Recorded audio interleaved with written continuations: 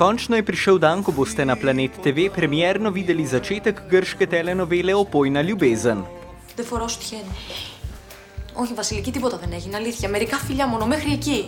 Ούτε το όνομά του δεν θυμάμαι.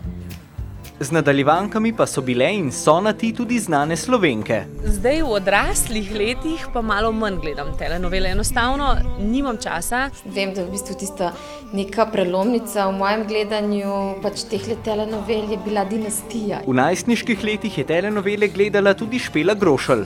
Ko sem bila mlajša, sem gledala Esmeraldo, vse dele, Jose Armando. Ne dvomimo, da bo v kratkem imel veliko oboževalk v Sloveniji tudi Andreas Georgijev iz telenovele Opojna ljubezen. Morda bodo celo tako goreče, kot je bila Špela. Ko je prišla Esmeralda v Slovenijo, sem vse članke prebrala in sem še imela idejo, da jaz bi šla tudi pogledat na, takrat je bil še letališče Brnik, ampak mama je rekla, da ne.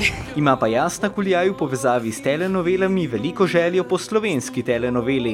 Dober scenarist se mora še najti, ki bi nas Slovence prikazal kot ljudi, ki imamo nekaj v sebi, ker nismo samo, ta je Štajerc, on je invalid, ta je pa blondinka, ne?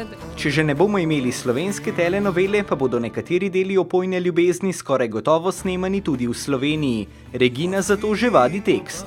Ena potiri, ko kino krasi, to je kozarec rdečega vina. Ne gre ji slabo.